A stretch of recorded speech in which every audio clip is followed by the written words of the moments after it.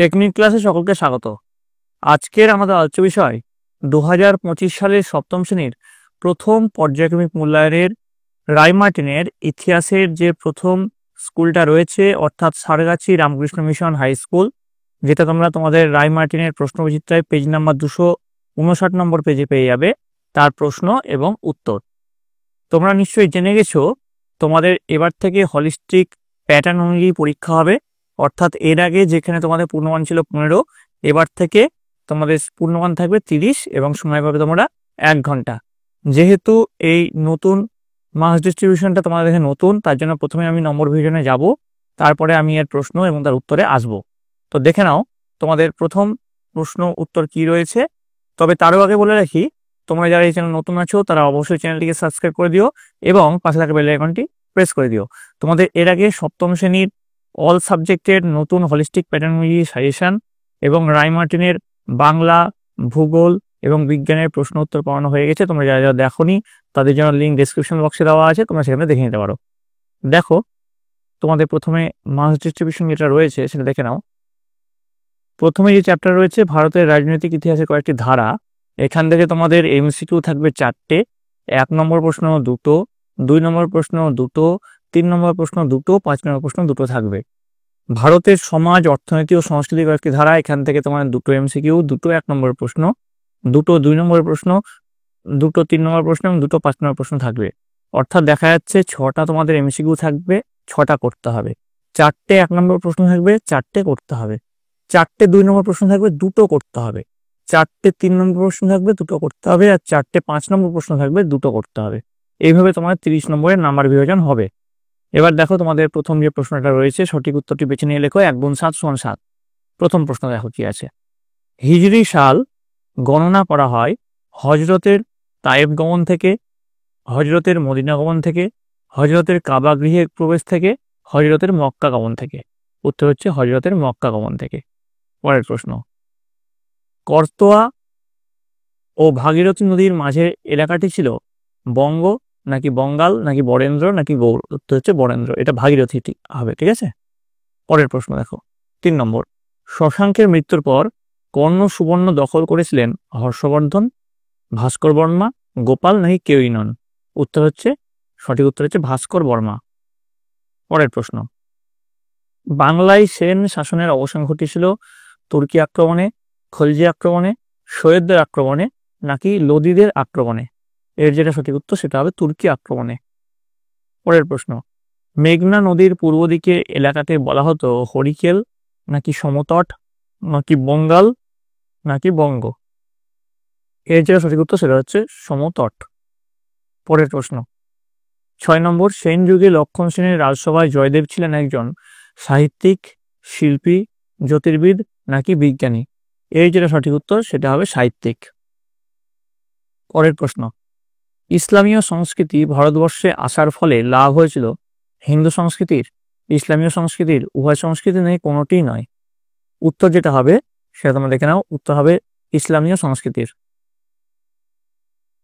পরের যে প্রশ্ন, নিচের প্রশ্নগুলির নির্দেশ অনুসারে উত্তর দাও। 1 গুণ 4 সমান 4। প্রথম যে প্রশ্ন দেখে নাও। প্রথম প্রশ্ন কি আছে, কে চর্যাপদের পুঁথি উদ্ধার করেন? উত্তর লিখবে আচার্য হরপ্রসাদ শাস্ত্রী।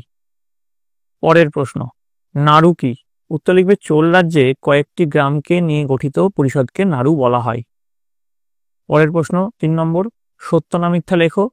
পাল আমলের তুলনায় সেন আমলের বর্ণ ব্যবস্থা কঠোর ছিল, এটা মিথ্যা। তারপরে দেখো সত্য না মিথ্যাতে কি আছে, লুইপাদ ছিলেন একজন বৌদ্ধ সিদ্ধাচার্য, এটা একদম সত্য, এটা না রাইট দেওয়া হয়েছে। চলে আসবো পরের প্রশ্ন, স্তম্ভ মেলাও, হাফ করে আছে, 4টে করতে হবে। 2 নম্বর, দেখো এরকম আছে, ক স্তম্ভে আছে প্রথম খলিফা, বুদ্ধের অবতার, ইসলাম ধর্মের প্রবর্তক গঙ্গাইকণ্ড চোল। খ স্তম্ভে আছে হযরত মুহাম্মদ, রাজেন্দ্র চোল, অতীশ দীপঙ্কর, আবু বকর। এবার মিলিয়ে যেটা হবে, প্রথম খলিফা যেটা হবে আবু বকর, বুদ্ধের অবতার হচ্ছে অতীশ দীপঙ্কর, ইসলাম ধর্মের প্রবর্তক হচ্ছে হযরত মুহাম্মদ, গঙ্গাইকণ্ড চোল এটার সঙ্গে মিলবে হচ্ছে রাজেন্দ্র চোল। এবার আসবো পরবর্তী প্রশ্ন, 4 দাগের প্রশ্ন, 2টি বা 3টি বাক্যে উত্তর দাও। 2 গুণ 2 সমান 4। প্রথম যে প্রশ্ন দেখো কি আছে, মিনিয়েচার কি? উত্তর লিখবে মিনিয়েচার শব্দটি ইংরেজি শব্দ, একে বাংলায় অনুচিত্র বলা যেতে পারে। মধ্যযুগে বইয়ের পাতা ছবি দিয়ে সাজানো হতো। আকার ও আয়তনে এই ছোট ছবিগুলোকে মিনিয়েচার বলা হয়। পরের প্রশ্ন দেখো, অথবা দিয়ে কি আছে? পাল আমলের বৌদ্ধ স্তূপগুলি দেখতে কেমন ছিল? উত্তর লিখবে, প্রাচীন ভারতে বৌদ্ধ ও জৈনদের স্তূপ নির্মাণের রীতি ছিল। পাল আমলেও স্তূপ নির্মাণের রীতি লক্ষণীয়, তবে এই আমলে স্তূপ নির্মাণের রীতিতে পরিবর্তন লক্ষ্য করা যায়। এই যুগের স্তূপগুলি শিখরের মতো দেখতে ছিল।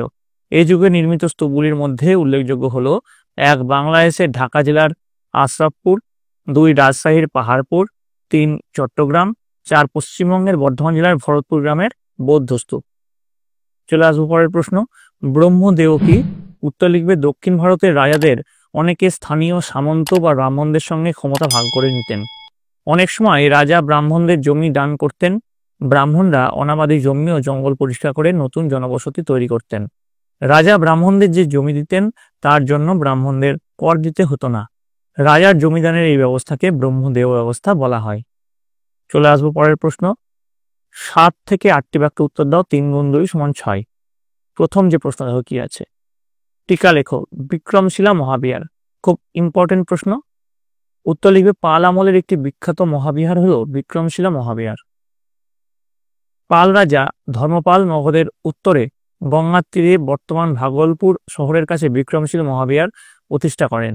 এই জায়গায় এখনো এর ধ্বংসাবশেষ দেখা যায়। এবার পরের পয়েন্টে পঠন পাঠন দিয়ে লিখবে, বিক্রমশীল মহাবিহার বৌদ্ধ ধর্মচর্চার অন্যতম প্রধান কেন্দ্র ছিল। এটি ছিল বজ্রযান বৌদ্ধ ধর্মচর্চার বড় কেন্দ্র। এছাড়া এখানে ব্যাকরণ, দর্শন, তর্কশাস্ত্র প্রভৃতি বিষয় পড়ানো হতো। এর গ্রন্থাগারে বহু মূল্যবান পাণ্ডুলিপি ছিল। ছাত্র শিক্ষক পয়েন্ট করবে দিয়ে লিখবে, বিক্রমশীল মহাবিহারে 3000 জন ছাত্র লেখাপড়া করত। ছাত্ররা প্রবেশিকা পরীক্ষায় পাশ করলে এখানে পড়ার সুযোগ পেত। ছাত্রদের বিনা খরচে শিক্ষার ব্যবস্থা ছিল। শিক্ষা শেষে তাদের উপাধি প্রদান করা হতো।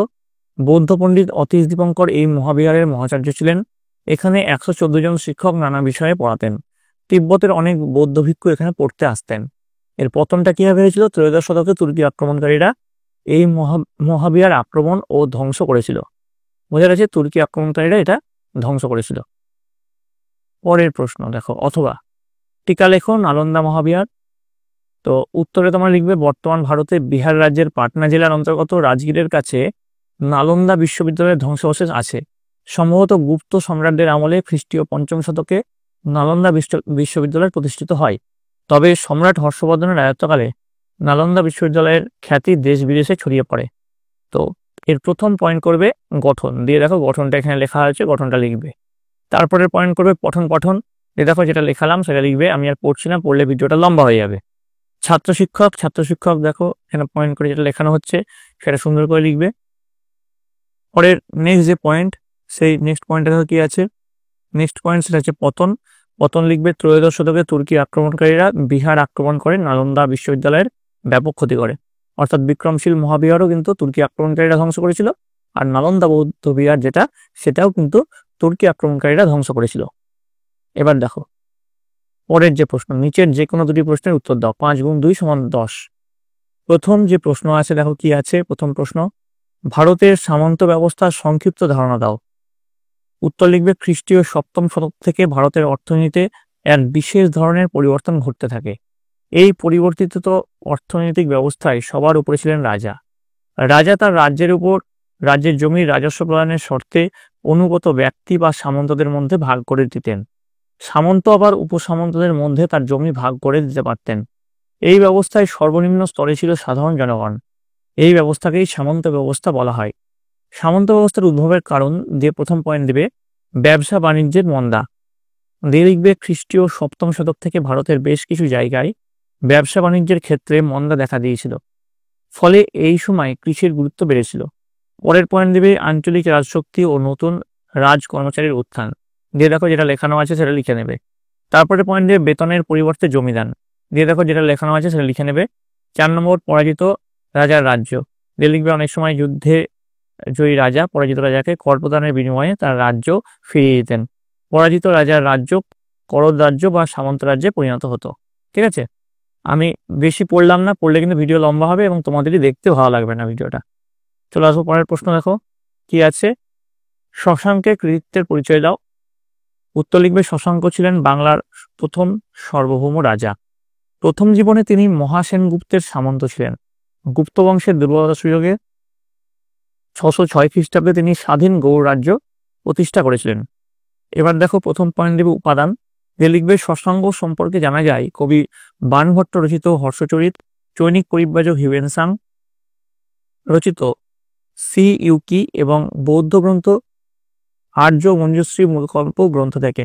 এরপরের পয়েন্ট দিবে শশাঙ্কের রাজ্য বিস্তার, দেখো যেটা লেখা হচ্ছে সেটা লিখে দেবে।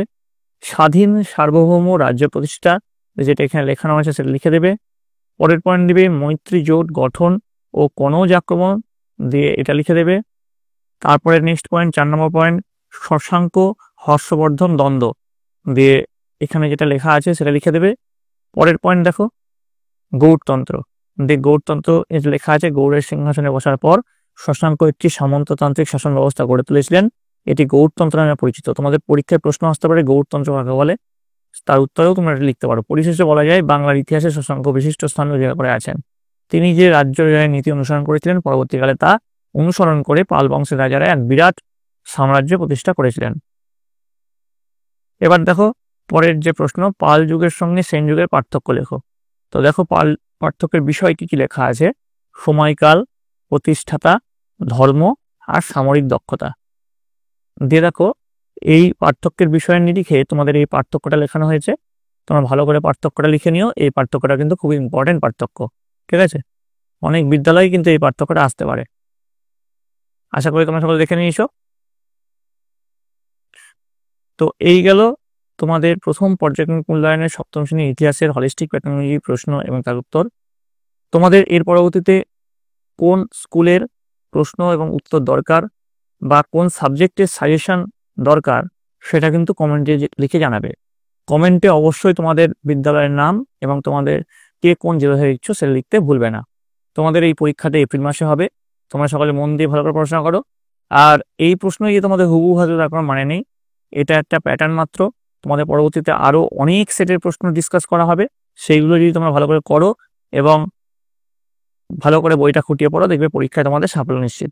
তোমরা সকলে মন দিয়ে ভালো করে পড়াশোনা করো, তোমরা সকলে ভালো থাকো, তোমরা সকলে সুস্থ থাকো।